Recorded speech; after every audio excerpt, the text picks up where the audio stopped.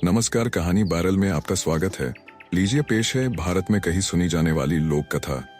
चतुराई। एक गरीब आदमी था। एक दिन वह राजा के पास गया और बोला, महाराज, मैं आपसे कर्ज मांगने आया हूँ, कृपा कर आप मुझे 5,000 रुपए दें। मैं 5 वर्ष के अंदर आपके रुपए वापस कर दूंगा। राजा ने उसकी बात पर विश्वास कर उसे 5,000 रुपए दे दिए। 5 वर्ष बीत जाने के बाद भी जब उस व्यक्ति ने राजा के 5,000 रुपए नहीं लौटाए, तब राजा को मजबूरन उसके घर जाना पड़ा, लेकिन वहां वह व्यक्ति नहीं मिला। जब भी राजा वहां जाता, बहाना बनाकर उसे वापस भेज दिया जाता। एक दिन फिर राजा उस व्यक्ति के घर गया।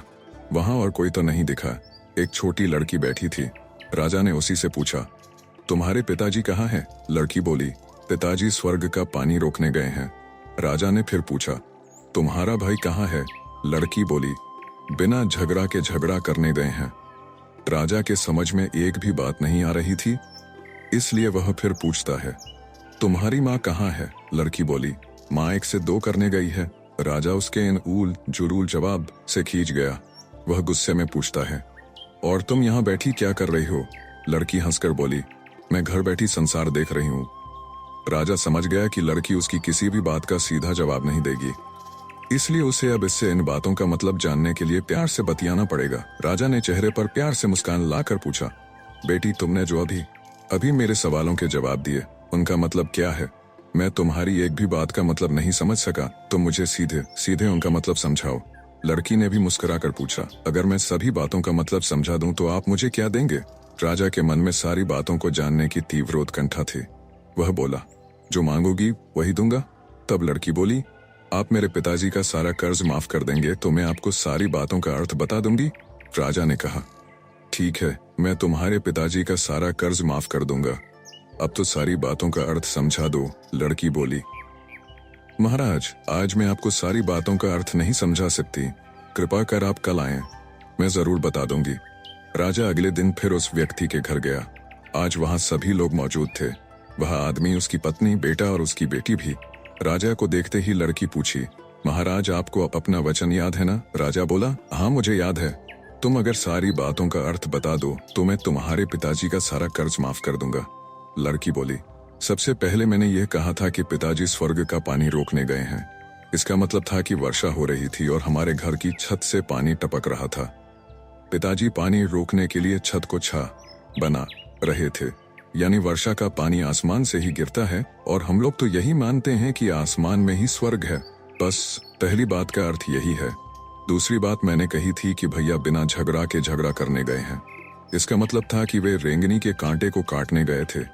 अगर कोई भी रेंगनी के कांटे को काटेगा तो उसके शरीर में जहां तहां कांटा गड़ ही जाएगा, यानी झगड़ा नहीं करने पर भी झगड़ा होगा और शरीर पर खरोंचें आएंगी। राजा उसकी बातों से सहमत हो गया।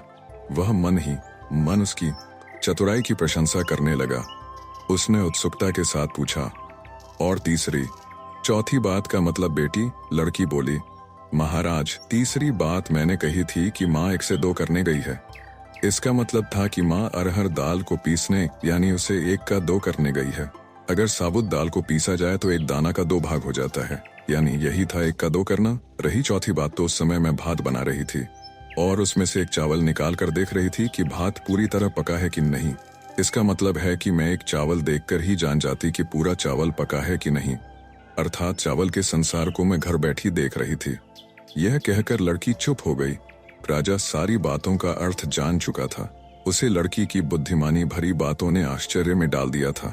फिर राजा ने कहा, बेटी, तुम तो बहुत चतुर हो, पर एक बात समझ में नहीं आई कि यह सारी बातें तो तुम मुझे कल भी बता सकती थी, फिर तुमने मुझे आज क्यों बुलाया? लड़की हंसकर बोली, मैं तो बता ही चुकी हूँ कि कल जब आप आए थे तो मैं भात बना रही थी। अगर मैं आपको अपनी बातों का मतलब समझाने लगती तो भात गीला हो जाता या जल जाता, तो माँ मुझे जरूर पीटती। फिर घर में कल कोई भी नहीं था। अगर मैं इनको बताती कि आपने कर्ज माफ कर दिया है तो ये मेरी बात का विश्वास नहीं करते।